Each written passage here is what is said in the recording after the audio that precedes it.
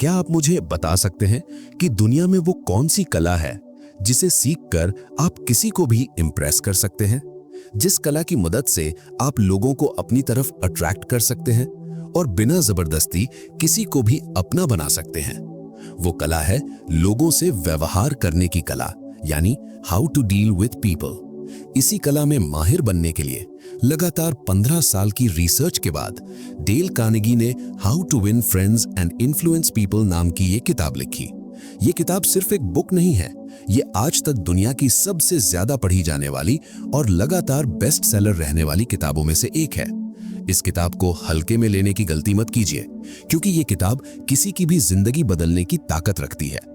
Del Carnegie ने इस किताब को लिखते समय सिर्फ थियरीज नहीं लिखी, उन्होंने असली लोगों को ऑब्जर्व किया, उनके बिहेवियर को समझा, ये जाना कि लोग कैसे सोचते हैं और लोग कैसे रिएक्ट करते हैं। इस ऑडियो बुक समरी को ध्यान से सुनने के बाद आप सीखेंगे कि दोस्त कैसे बनाए जाते हैं, लोगों पर प्रभाव कैसे डाला जाता है, लोगों से काम कैसे कराया जाता है बिना उन्हें नाराज किए। आप सीखेंगे लोगों को हैंडल करने की फंडामेंटल टेक्निक्स, ऐसी टेक्निक्स जिनकी मदद से लोग आपको पसंद करने लगेंगे, आपकी बात मानने लगेंगे और आपकी वैल्यू करने लगेंगे। अगर आप ऐसी powerful audio book summaries regular सुनना चाहते हैं तो Rise to Positive Life channel को अभी सब्सक्राइब कर लीजिए। अब चलिए इस किताब के उन लेसन्स को सुनते हैं जो लोगों के साथ आपके रिश्तों को हमेशा के लिए बदल सकते हैं। पॉइंट नंबर 1, ईमानदारी और सच्चाई से तारीफ कीजिए। दुनिया में हर इंसान के अंदर एक गहरी चाह छुपी होती है।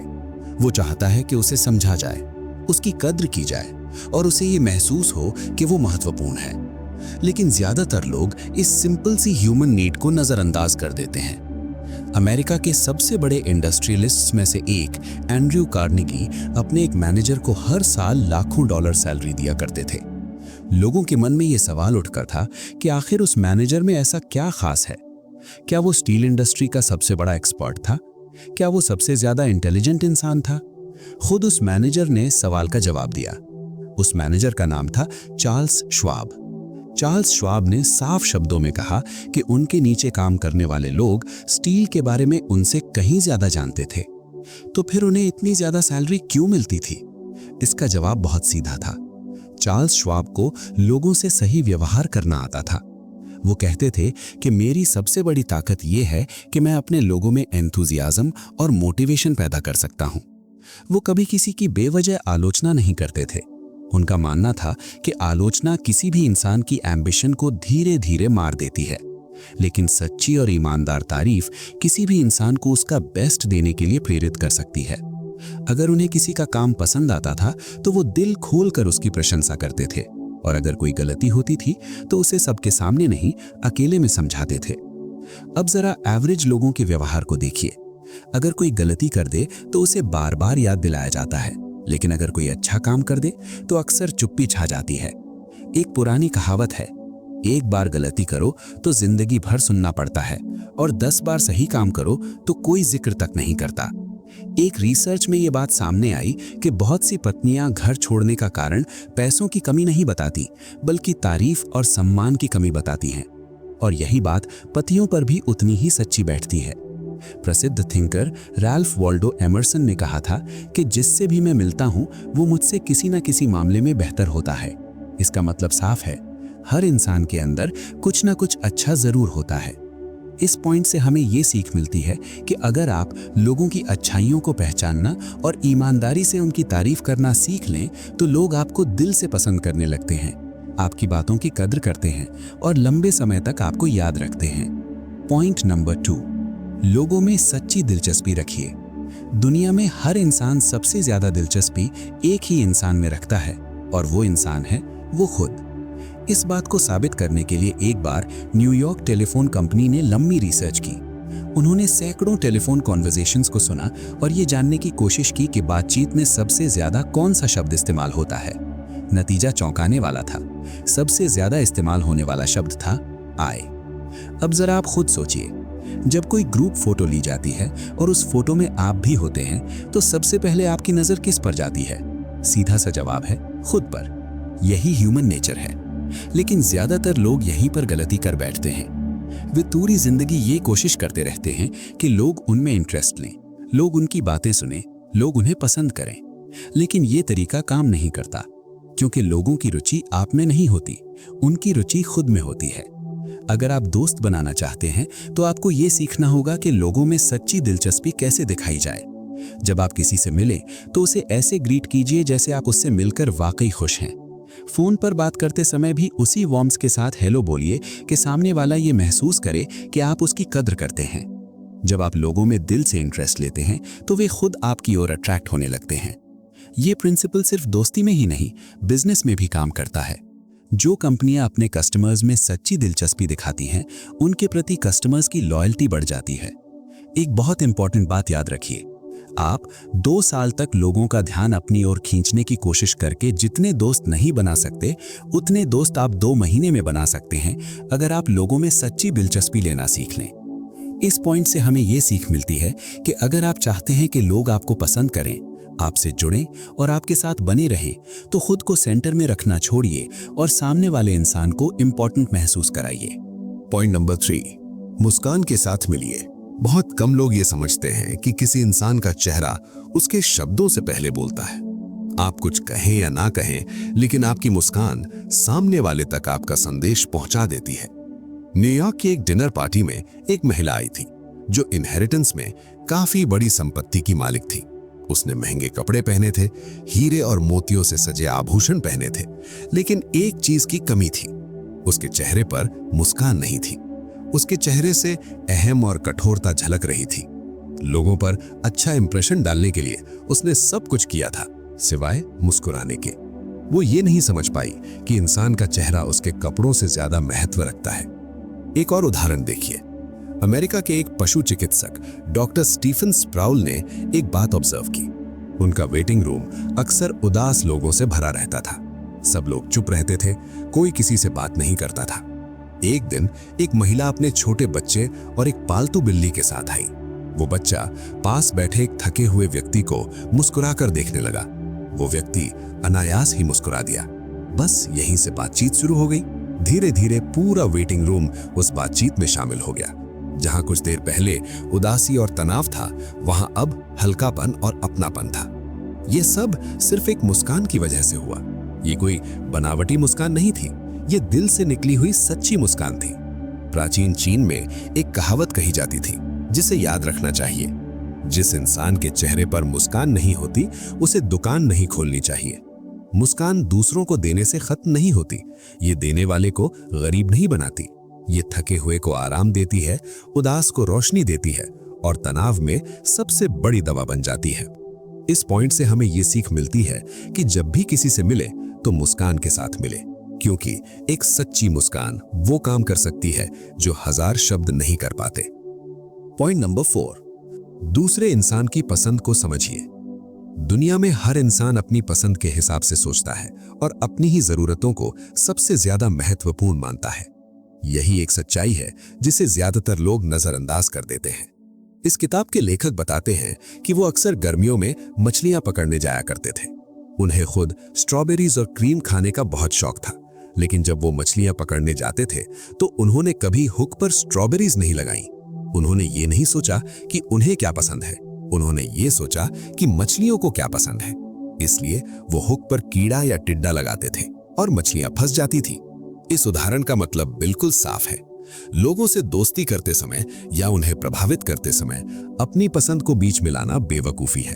हम सब अपनी ही इच्छाओं के बारे में सोचते हैं। हमें इस बात में कोई दिलचस्पी नहीं होती कि दूसरा क्या चाहता है। इस बात को एक और उदाहरण से समझिए। एक बार रैल्फ वॉल्डो एमर्सन और उनके बेटे एक बछड़े को चरागाह में ले जाने की कोशिश कर रहे थे। एमर्सन धक्का दे रहे थे, उनका बेटा खींच रहा था, लेकिन बछड़ा हिला तक नहीं। वो वही कर रहा था जो वो खुद चाहता था। तभी वहां एक आयरिश नौकरानी आई। उसने बछड़े की इच्छा को समझा। उसने अपनी उंगली बछड़े के मुंह में दी और उसे चूसने दिया। फिर वो धीरे धीरे चरागाह की ओर बढ़ी और बछड़ा उसके पीछे पीछे चल पड़ा। इस पॉइंट से हमें ये सीख मिलती है कि अगर आप चाहते हैं कि लोग आपकी बात सुने, आपके साथ चलें और आपसे प्रभावित हों, तो पहले दूसरे इंसान की पसंद और चाहत को समझिए। जो ये कला सीख लेता है उसके साथ पूरी दुनिया चलती है, और जो ये नहीं सीखता वो अकेला रह जाता है। अगर आप अब तक इस ऑडियो बुक समरी को ध्यान से सुन रहे हैं तो इसका मतलब साफ है, आप अपनी कम्युनिकेशन स्किल्स को बेहतर बनाना चाहते हैं, लोगों से जुड़ना चाहते हैं और अपनी जिंदगी में कुछ पॉजिटिव बदलाव लाना चाहते हैं।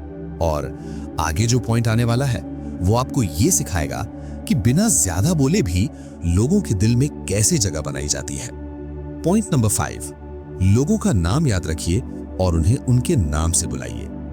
सोचिए, अगर किसी भीड़ भरे कमरे में कोई अचानक आपका नाम लेकर आपको बुलाए, आप तुरंत चौंक जाते हैं, आपका ध्यान उसी तरफ चला जाता है।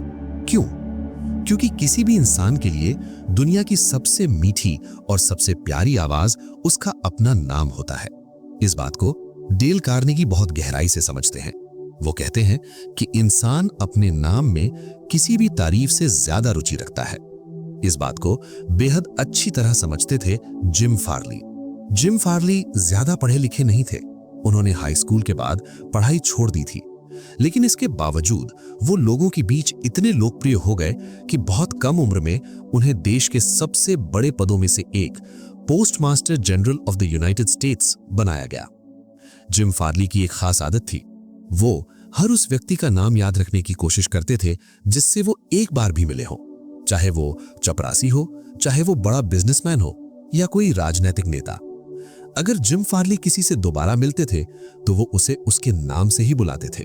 लोग हैरान रह जाते थे, उन्हें लगता था कि ये इंसान वाकई हमें महत्व देता है। एक बार डेल कार्नेगी ने जिम फार्ली से पूछा, आप इतने सफल कैसे हुए? जिम फार्ली ने कहा, मैं लोगों को इंपॉर्टेंट महसूस कराता हूं और इसका सबसे आसान तरीका है उनका नाम याद रखना। जब आप किसी इंसान का नाम याद रखते हैं तो आप उसे ये एहसास दिलाते हैं कि वो भीड़ में सिर्फ एक चेहरा नहीं है, वो खास है। इस पॉइंट से हमें ये सीख मिलती है कि अगर आप लोगों के दिल के करीब जाना चाहते हैं तो उनके नाम को हल्के में मत लीजिए। नाम याद रखिए और जब भी मौका मिले उन्हें उनके नाम से बुलाइए। पॉइंट नंबर 6, अच्छा श्रोता बनिए और लोगों को बोलने का मौका दीजिए। ज्यादातर लोग जब किसी से बात करते हैं तो सुनने के लिए नहीं बल्कि खुद बोलने के लिए इंतजार करते हैं। वो सामने वाले की बात बीच में काट देते हैं या मन ही मन ये सोचते रहते हैं कि अगला जवाब क्या देना है। डेल कार्नेगी कहते हैं कि यही आदत लोगों को आपसे दूर कर देती है। असल में लोग ऐसे इंसान को पसंद करते हैं जो ध्यान से सुनता है। इस किताब में एक दिलचस्प उदाहरण दिया गया है। एक मशहूर व्यक्ति एक सामाजिक गैदरिंग में गया। वहां कई इंटेलिजेंट लोग थे। वो व्यक्ति उनसे बात करता रहा, अपनी अचीवमेंट्स बताता रहा, लेकिन लोग उस पर खास ध्यान नहीं दे रहे थे। फिर उसकी मुलाकात एक महिला से हुई। इस बार उसने खुद बोलना कम किया और उस महिला को पूरी आजादी दी कि वो जो चाहे बोले। वो महिला अपने काम के बारे में बोलती रही, अपने अनुभव साझा करती रही, अपनी रुचियों के बारे में बताती रही। वो व्यक्ति बीच में लंबे भाषण नहीं देता था, वो सिर्फ ध्यान से सुनता रहा और कभी-कभी छोटे सवाल पूछता रहा। जब गैदरिंग खत्म हुई तो उस महिला ने कहा कि वो व्यक्ति सबसे बेहतरीन कॉन्वर्सेशनलिस्ट था। हकीकत ये थी कि उस व्यक्ति ने ज्यादा बोला ही नहीं था, उसने सिर्फ अच्छा श्रोता बनना चुना था। लेखक बताते हैं कि जब आप किसी इंसान की बात ध्यान से सुनते हैं तो आप उसे सम्मान देते हैं और सम्मान हर इंसान चाहता है। अगर आप चाहते हैं कि लोग आपसे खुलकर बात करें, आप पर भरोसा करें और आपके साथ कंफर्टेबल महसूस करें तो कम बोलिए, ज्यादा सुनिए। यही आदत आपको लोगों के दिलों में जगह दिला सकती है। पॉइंट नंबर 7, लोगों की रुचि के विषय पर बात कीजिए। अक्सर क्या होता है, हम बातचीत की शुरुआत उन बातों से करते हैं जो हमें पसंद होती हैं। हम ये नहीं सोचते कि सामने वाला किस विषय में दिलचस्पी रखता है। डेल कार्नेगी कहते हैं कि यही वजह है कि बहुत सी बातचीत जल्दी खत्म हो जाती है। लोग उसी इंसान से बात करना पसंद करते हैं जो उनकी रुचि के विषय पर बात करता है। इस बात को एक उदाहरण से समझिए। एक बार डेल कार्नेगी की मुलाकात एक व्यक्ति से हुई जो एक बड़ा बिजनेसमैन था। कार्नेगी को उस बिजनेस के बारे में ज्यादा जानकारी नहीं थी, लेकिन उन्होंने उस व्यक्ति से सवाल पूछे, उसके काम में दिलचस्पी दिखाई। वो बिजनेसमैन उत्साह से भर गया। वो लगातार अपने अनुभव बताता रहा, अपनी सफलता की कहानियां सुनाता रहा और कुछ ही समय में वो व्यक्ति कार्नेगी का प्रशंसक बन गया। कार्नेगी कहते हैं कि उन्होंने कुछ खास नहीं किया, उन्होंने सिर्फ दूसरे इंसान की रुचि को महत्व दिया। एक और उदाहरण लेखक बताते हैं। एक सेल्समैन किसी ग्राहक को अपना प्रोडक्ट बेचने गया। वो प्रोडक्ट की तारीफ करता रहा, अपनी कंपनी की बातें करता रहा, लेकिन ग्राहक ज्यादा इंटरेस्टेड नहीं था। फिर सेल्समैन ने अपना तरीका बदला। उसने ग्राहक से पूछा कि वो अपने काम में क्या चाहता है। ग्राहक ने अपनी जरूरतें बताई। अब सेल्समैन ने प्रोडक्ट को ग्राहक की जरूरत से जोड़कर समझाया और सौदा तुरंत तय हो गया। इस पॉइंट से हमें यह सीख मिलती है कि अगर आप चाहते हैं कि लोग आपसे जुड़े रहें, आपकी बात ध्यान से सुने, तो उनकी रुचि के विषय पर बात करना सीखिए। जब आप दूसरे इंसान की दिलचस्पी को महत्व देते हैं, तो वो खुद ब खुद आप में दिलचस्पी लेने लगता है। अब जरा पीछे मुड़कर देखिए। इस पूरी ऑडियो बुक समरी में हमने ये सीखा कि लोगों को प्रभावित करने के लिए चालाक बनने की जरूरत नहीं है, जरूरत है इंसान बनने की। आपने सीखा कि आलोचना करने से लोग दूर हो जाते हैं। आपने ये जाना कि सच्ची तारीफ किसी के दिल को छू सकती है। आपने समझा कि सामने वाले की पसंद और चाहत को समझना कितना जरूरी है। आपने ये सीखा कि किसी इंसान का नाम उसके लिए कितना खास होता है। आपने जाना कि अच्छा बोलने से ज्यादा जरूरी है अच्छा सुनना। और आपने ये भी समझा कि अगर आप लोगों की रुचि के विषय पर बात करते हैं, तो लोग खुद ब खुद आपसे जुड़ने लगते हैं। ये किताब आपको बदलने के लिए मजबूर नहीं करती, ये आपको समझदार बनाती है। अगर आप इन छोटी छोटी बातों को अपनी जिंदगी में ईमानदारी से लागू कर लें, तो आपके रिश्ते बेहतर होंगे, आपकी बातचीत प्रभावशाली होगी और लोग आपकी इज्जत करने लगेंगे। यही इस किताब की सबसे बड़ी ताकत है।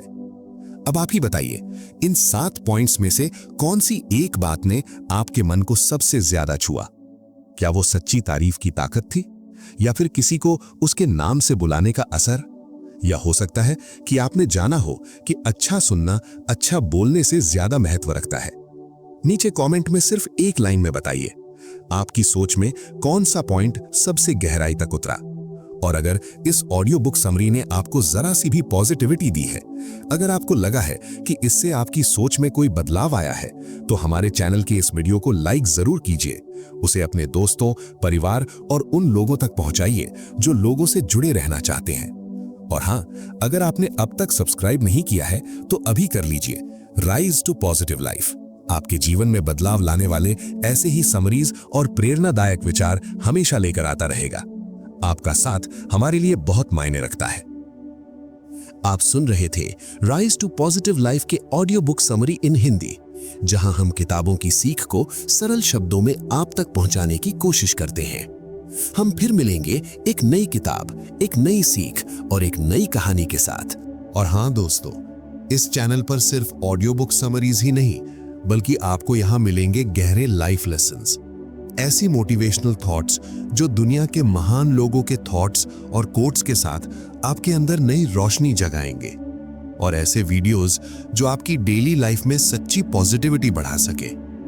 और दोस्तों, अगर आप अपनी जिंदगी में एक स्पष्ट पॉजिटिव डायरेक्शन बनाना चाहते हैं, या अपने किसी गोल को अगले लेवल तक ले जाना चाहते हैं, तो हमारी प्लेलिस्ट जरूर देखिए।